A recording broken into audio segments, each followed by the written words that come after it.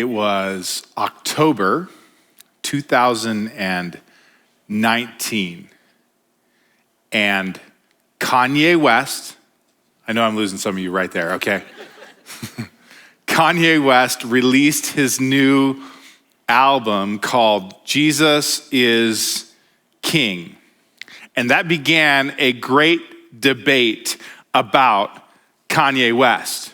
And the debate went something like this amongst bloggers and against YouTube personalities and against theologians and pastors. The conversation and the debate was, has Kanye West actually given his life to Jesus?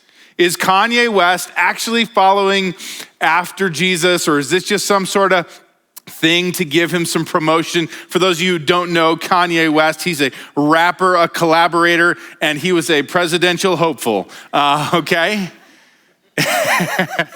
Not that hopeful, but a little bit. And so he released this album, and it really caused quite a ruckus. A bunch of people started making some statements about him, asking questions about him, asking if he was really a Christian, if he was really a person of faith, if really God could save somebody like Kanye West. I want to ask you a reflective question to begin today. And the reflective question is this: who is someone that you don't think will ever follow Jesus? Be honest with me, okay? Who is someone that you don't think will ever follow Jesus? This was the debate about Kanye West. Is he really following Jesus, or is this all just a really good marketing scheme, right? And I'm sure if I ask that question, there are people in your mind that you would say, I don't know if they will ever follow Jesus. I don't know if they ever can follow Jesus. Maybe it's your neighbor, and you engaged with the neighboring series during 2020, and you met that one neighbor, and everybody else was really nice during that series to you, but you got that one neighbor who you think, they're never gonna follow Jesus. They're just not gonna follow Jesus. Maybe it's a relative of yours, and you are really nervous about this upcoming week, and you're thinking, man, I gotta hang out with the person that doesn't wanna say Christmas. They wanna say happy holidays, and they're gonna correct me every time. They're gonna be like, no happy holidays, because I don't like the Christ in Christmas, right? Some of you think, oh, that relative is too far to ever follow Jesus. Maybe it's a child of yours, and it's breaking your heart because you just don't know if they'll ever follow Jesus. Maybe it's a parent or spouse, or maybe it's you.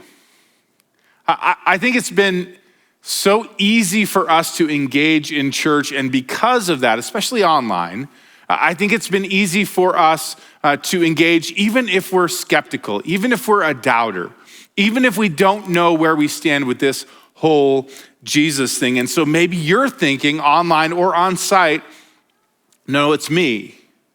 I'm not sure if I will ever follow Jesus. In our UnStable series, I want to talk today about some unstable visitors to the manger and to the stable to help us see if God's arm is too short. Spoiler alert, it's not, okay? God can and wants to save every single person, even the people that you don't think will ever follow Jesus. We'll be in Luke chapter 2, just one little passage, and then Matthew chapter 2, one little passage there as well, as we look at two unstable visitors to the stable. I want us to see if we can learn something from these unstable visitors who showed up at the stable and see if that might inform us about who we think might follow Jesus as well. So first, we're gonna look at the shepherds. The shepherds. Luke chapter 2, verse 8 says this, and there were shepherds living out in their fields nearby, keeping watch over their flock at night. So the setting is this. Mary and Joseph have come to Bethlehem because Caesar Augustus issued a decree that a census should be taken of the entire Roman world. And so Joseph and Mary went to Joseph's hometown because he was from the lineage of David. And so they went to Bethlehem. And when they got there, they couldn't find a place to stay. And that was problematic because Mary was pregnant, very pregnant. She was about to give birth to her firstborn, a son. And as the nativity story tells us, because there was no place in the inn, they ended up in a stable, placing their baby in a manger and wrapping him in swaddling clothes. And what I want to look at first is the shepherds who were nearby. It tells us they were nearby watching their flocks at night. An angel of the Lord appeared to them, and the glory of the Lord shone around them, and they were terrified, rightly so. But then the angel reassured them and said, hey, I bring you good news of great joy for all the people. Today in the town of David, a Savior has been born to you. He is Jesus Christ the Lord. Then a whole host of heavenly angels appeared singing and glorifying God. And the shepherds rightly said after that, let's go check out this thing that happened. And they did. But there's more to this story than that because we're talking about shepherds here. Any of you are shepherds today? We got any shepherds in the house today? Shepherds? Nope, no shepherds. Any shepherds at home? Can't see your hands. Okay. I'm guessing you're not live streaming if you're shepherding at the moment. All right. So this fall, I spent some time wandering around the woods looking for magical woodland creatures, and also called elk. And they evaded me again. And see, I told you, elk are never safer than when I'm in the woods. So, and I spent some time with a buddy of mine in a mountain range, the Gravely's, not far from here. Beautiful, spectacular mountain range. Spent a bunch of time up at 9,000 feet looking for elk and just having a really great time camping and hiking and having some close encounters. And one of the encounters that we had was unexpected. It was with a sheep herder. So I didn't really know that this was still a thing. I didn't know that there were actually sheep herders, but we kind of ran into a sheep herder who was living up on the Gravely's in a trailer. And I'm just gonna say this, I never got his name, never got his number. We're not friends on Instagram or Facebook, surprise, surprise. But he was different, okay? He's just a little different, which isn't surprising because do you know what he was doing? He was shepherding on the top of the mountain by himself with these dirty sheep, these awful sheep who never listened to him. And at night, he would have to shoot at coyotes. Like, we heard shots in the middle of the night, and we're like, oh, it's this shepherd over there. He's just shooting at something. Don't even worry about it, right? Coyotes and bears, mountain lions and wolves. I mean, this is not a lifestyle for everyone. I just thought that wool came from the magic wool tree, right? But apparently when I go to Bob Ward's, it actually comes from an animal called a sheep, and there are shepherds that shepherd these sheep still today. Not much has actually changed in 2,000 years. Shepherds in that day and age, they were a little different. This is what they would do. They'd live out in the mountains, mostly alone, keeping to themselves, trying to keep their sheep safe, risking their lives for kind of silly and stupid sheep.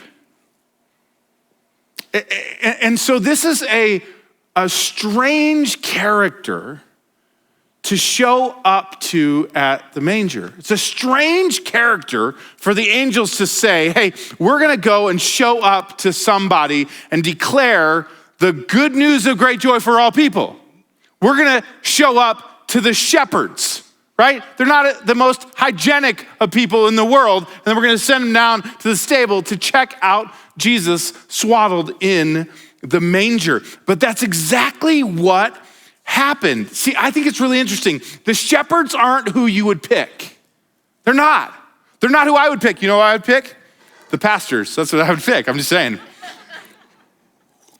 If Jesus was showing up, probably should let the pastors know, because that would make a better sermon for the weekend, right? I'm just gonna be honest. But that's not who he shows up to. He didn't show up to the holy people. Maybe you'd expect, maybe he'll show up to these beautiful little kids and it'll be like Charlie Brown Christmas and they'll all come around and sing, these innocent little children. No, the angel shows up to dirty, untidy, unkept shepherds. And I wanna talk about who these shepherds represent for a moment, because I think this still speaks to us today. Who the shepherds represent is the wrong people. The wrong people. That's who the shepherds represent in this day and age. The wrong people showed up at the stable. So, any church folk in the house? You grew up in the church? Kind of a church brat? Anybody? Few of us, okay? I'm a church brat. Grew up terrorizing little purple-haired old ladies and taking cookies from them. That's what I did, okay? And some of you didn't understand that. That's okay, because you weren't there, okay? Running across pews and causing all kinds of problems at church. And one of the things I learned at church as a kid was we don't hang out with non-church kids. We don't hang out with those kids. Do you know what I'm talking about? Parents, you got your kids and you know who you want them to hang out with, and you definitely know who you don't want them to hang out with. You don't want them to hang out with those kids who use those words, who watch those movies, who smoke those things, right? Those are not the kids that you want them with. Why? Because your kids are the right kids, and those are the wrong kids. And whether we're willing to admit it or not, I think we categorize people in right and wrong all the time.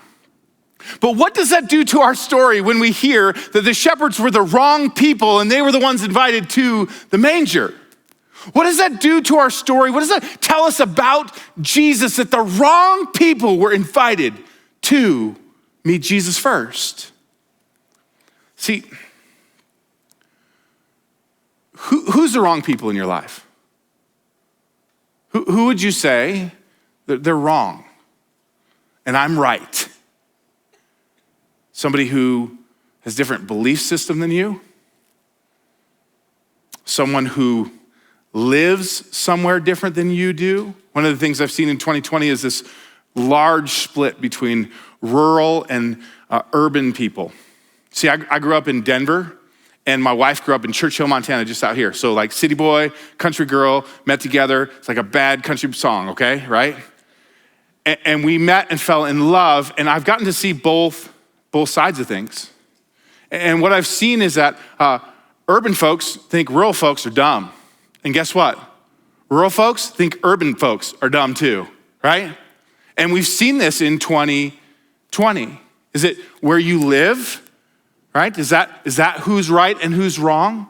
Is it politics? I don't have to step very far into that, do I? Is it politics that tell you who's right and who's wrong? Is it age who tells you who's right and who's wrong? And you're like, if those millennials would just figure things out, take some responsibility in their life, this would all be better. And the millennials are like, okay, boomer, right? Is it gender? Is it race? What is it? Who are the wrong people in your life? Who are the people that you say they are wrong? They're not the ones who get to come to Jesus. I get to come to Jesus, but they don't. See, Jesus, he messes with us because he has a habit of picking the wrong people. He picks the tax collectors. He picks the sinners. He picks the fishermen. And he picks the shepherds to hear the angels sing and to be the first to come to the manger. He picks the wrong people. Second characters that I want to look at are the Magi. Last week, Bob taught about King Herod. If you haven't seen it or weren't here, please go back and watch it. Just a phenomenal sermon where Bob challenged us to ask who was on the throne of our hearts. But there are more characters in that Herod story. There were the Magi from afar, who came and had an interaction with Herod and said, hey, where is this king of the Jews that is born? Which infuriated Herod. What I want to look at for a few more minutes is the Magi. The Magi. Okay, trick question. How many wise men were there? How many? Why three? We don't know. That's the answer. Trick question, okay? We don't know. We know that there was three gifts: gold, frankincense, and myrrh, and you get all of those at essential oils. I'm just telling you, they're there, they're available, okay?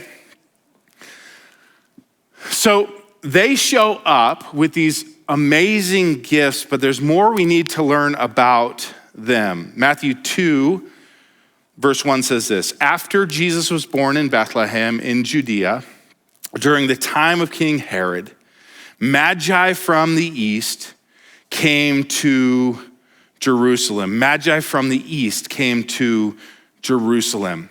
Magi are very mysterious visitors from afar. They're wealthy, they're wise, they're sages, but they're unexpected. If you look at the shepherds and you say, oh, the shepherds are the wrong people, they're dirty and disgusting and they're unexpected, right? The wise men are the opposite of that. They're wealthy, they're prestigious, right? They're of high esteem, but they're still unexpected. And here's why they're unexpected. I think there's two aspects of who they represent for us today that I want to look at. Number one, who the Magi represent. I think they represent spiritual people. Spiritual people. So any of you had this conversation with somebody where they say to you, oh, I'm spiritual, but I don't go to church.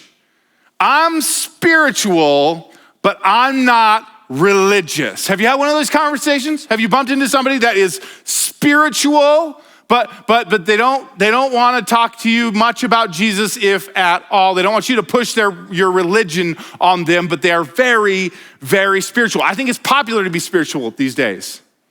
I actually think the next generation has said, yeah, we are not just mind and body. We are mind, body, and spirit.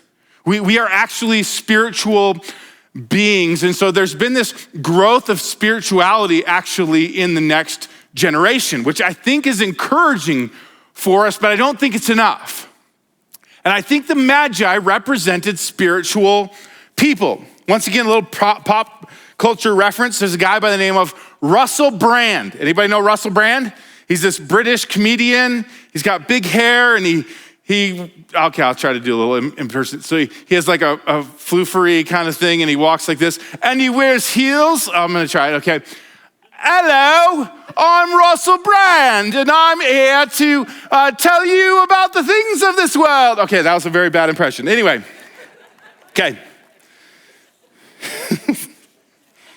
Bob bet me to do that. He dared me to do that. That's the only reason. Okay, so now you know what goes on behind closed doors. All right.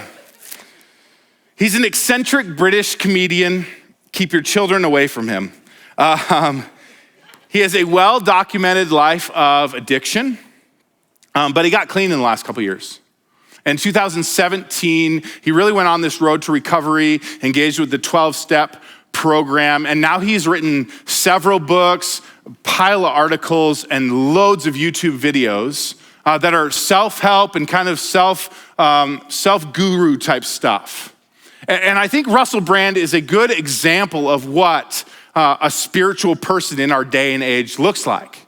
Like he takes a little bit of Buddha over here and a dash of Hindu over here and a pinch of the Dalai Lama and from time to time maybe a little bit of Jesus. He does teachings about how to meditate in Eastern sort of ways and he's a very mystical person.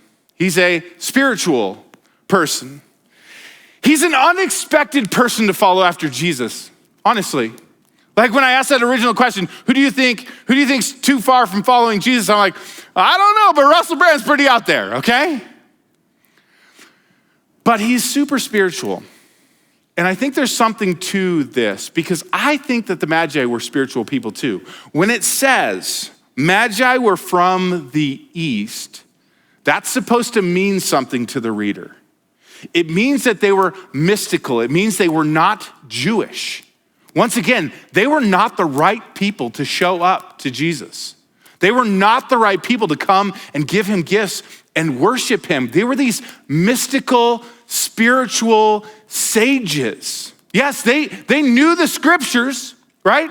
They knew that there was a prophecy about Bethlehem and a savior coming out of Bethlehem. They knew that, but they were simply spiritual in who they were.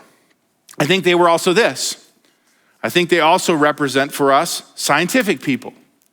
Scientific people. So we in our day and age kind of break those apart, which is why I'm doing it in this teaching. But in their day and age, they didn't break apart spirituality and science. Those two things were intertwined, and because of our enlightened state, our state of enlightenment, we have broken those two things apart and said there is spirituality and then there is science. And what you may have noticed in the last 20 or 30 years, that there's been a bit of a war between science and religion. Have you heard this war, right? I mean, in the schools, the war was around evolution for a very long time. Still kind of rages a little bit, but it really rages in the 60s and 70s. Whether or not they could teach evolution in the schools, and kids were going to go straight to hell, and hell's hot and forever's a long time if they ever taught anything like that in our schools. And there was this war, science versus faith. And here's the problem, guys. The Magi represent scientific people. They studied the stars, right? They studied the stars. They mapped the stars. They were ancient scientists. Sam Harris, Richard Dawkins, and many other famous atheists in the last 20 years have spent most of their careers trying to dismantle Christianity and faith in the pursuit of science as ultimate truth and the only thing that can lead us into the future. Dawkins wrote a book called The God Delusion. And it simply states that all things can be understood properly through science, and that most scientists don't believe in a personal God. But there's a problem here. There is a limitation even to our sciences. And what Sam Harris and Richard Dawkins have done is they've basically said we can boil everything down to facts. If we can just figure out the facts, then we can finally figure out everything and we can make everything right. A lot of scientists in 2020, wasn't there? It's like, you get where I'm going? Like, there's a lot of people talking about science these days.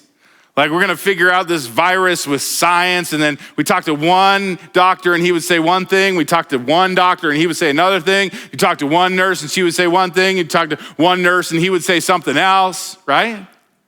And we have these scientists who are saying we're gonna do this. Now we got scientists who are saying, hey, we got a vaccine. Now that's the new, by the way, that's gonna be the next new feud, okay? Vaxxers versus anti-vaxxers. This is gonna be awesome, okay? Here we go. If you want my stance on it, you're not getting it. All right, here we go.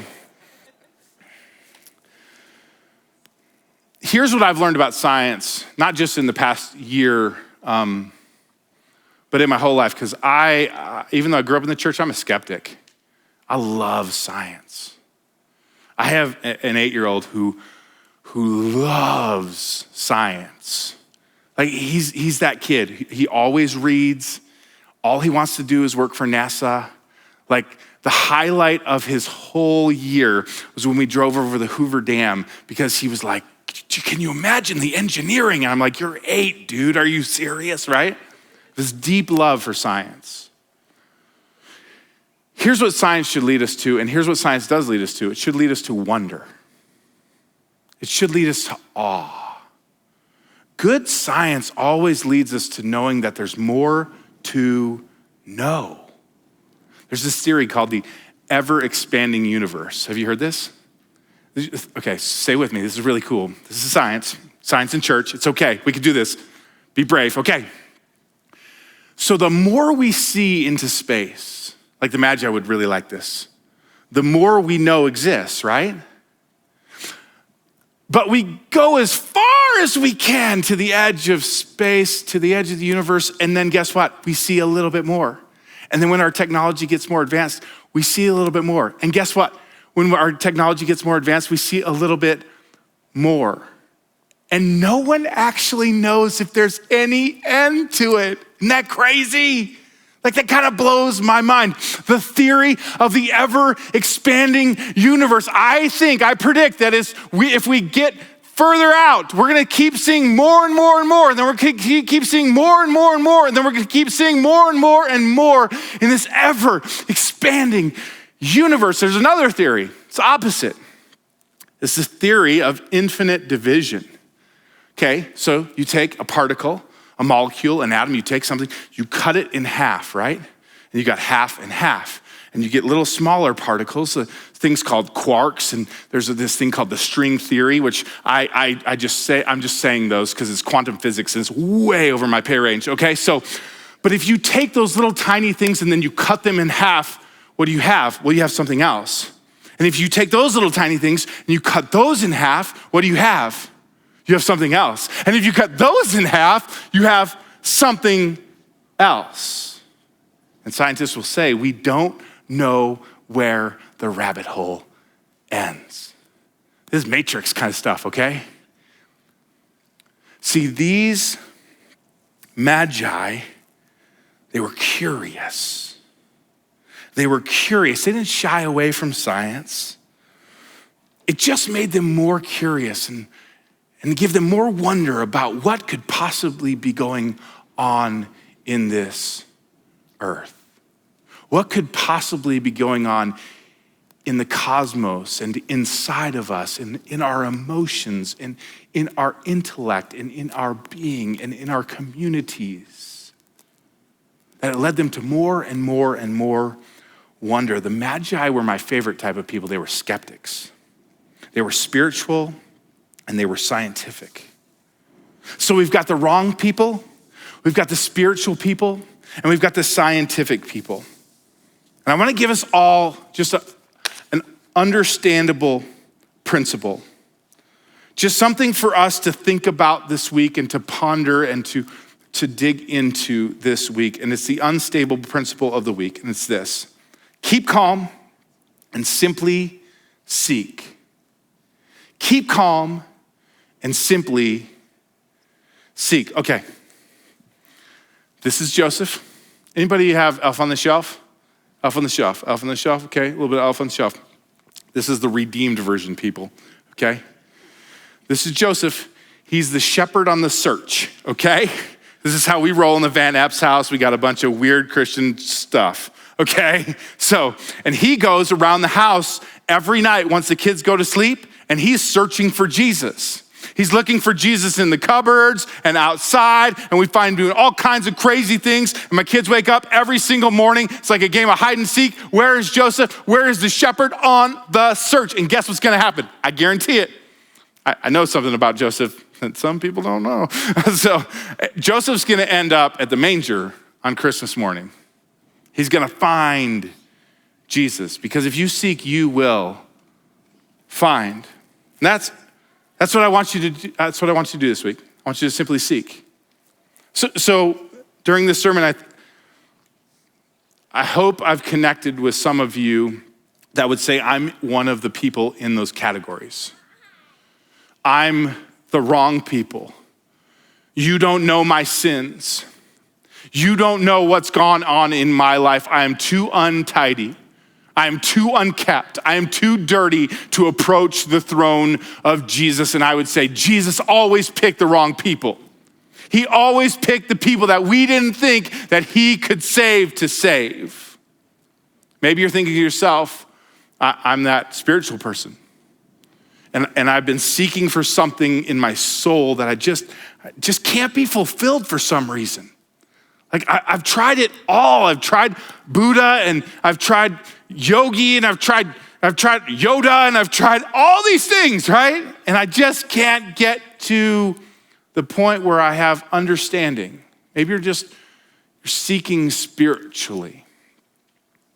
And maybe there are those who would say, I have science And science tells me that I don't have to have faith. And I would just encourage you to simply seek. Simply seek. Seek after those questions. Don't stop wondering. Don't stop being curious. Seek this stable in the midst of the unstable. Continue to seek. That's for those of you that find yourself in one of those three categories. But for the rest of you, who last week when Bob said, simply surrender, you said, yes, I surrender to Jesus. I have surrendered my throne. I'm giving it up. I'm putting Jesus on the throne. Here's what I want you to think about. Here's the picture. This week, I want you to be a seeker Wi-Fi hotspot. Okay? A seeker Wi-Fi hotspot. You ever been trying to get Wi-Fi? Like you really need Wi-Fi and you got to send out that email and you can't get Wi-Fi. So you pull out your phone, you get on your settings, you go to your settings, you're like, hey, find me some Wi-Fi. And then something pops up and you're like, need the password right now. I'm going to send that email, right? We want to be a seeker Wi-Fi hotspot. We want to be someone who gives to others what they are seeking, that they would get near to us and they would begin to say, hey, I've got some connectivity here. Somehow I'm connecting into the things that I really need in my life. I get around that person and something's different about them. Something's different about how they parent. Something is different about how they are as a spouse. Something is different about how they work, how they live, how they love each other. Something is different, and I want that. See, here's the deal. For those of you who have surrendered your lives to Jesus, everybody around you is expecting that you would invite them to Christmas. They are. They're like, they don't really want you to, but they know you're going to, okay? They're like, yeah, I heard they go to Journey and I bet they're gonna invite me to Christmas this year. And guess what? You can make good on that, okay? Like just dispel all the mystery, all the wondering that they might have and say to them, hey, it's never been easier for you to engage with the Christmas story. Just live stream, grab a ticket. There's 5 opportunities for you to go. I will go with you. Be those who would lead others to the stable. Keep calm and simply seek. Let's pray. Jesus, thank you that you promised us that if we ask, we will receive. If we seek, we will find. And if we knock, the door will be open to us. I pray, God, that you would open doors wide open this Christmas season. I pray, God, that you would give us courage to point others to you, to invite others to hear the good news about you, to be someone that shares the good news in the way we live, in the way we act, in the way we talk, in the way we engage in this life.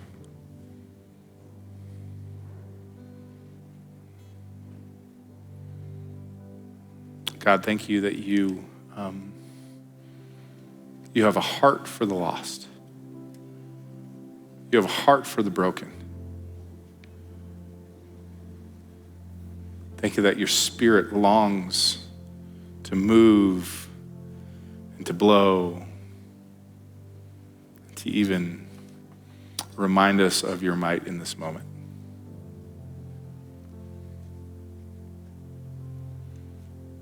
Jesus, we pray that we would seek and that we would find you. Come, Lord Jesus. Pray this in Jesus' name. Amen. Thanks for listening. We hope this time has allowed you to dig out more of who God has made you to be. If you made some kind of spiritual decision today and are interested in what's next, we'd love to connect with you. For more information or to get in touch, please visit journeyweb.net. If you're interested in supporting our ministry, you can give online at journeyweb.net/give. Thanks.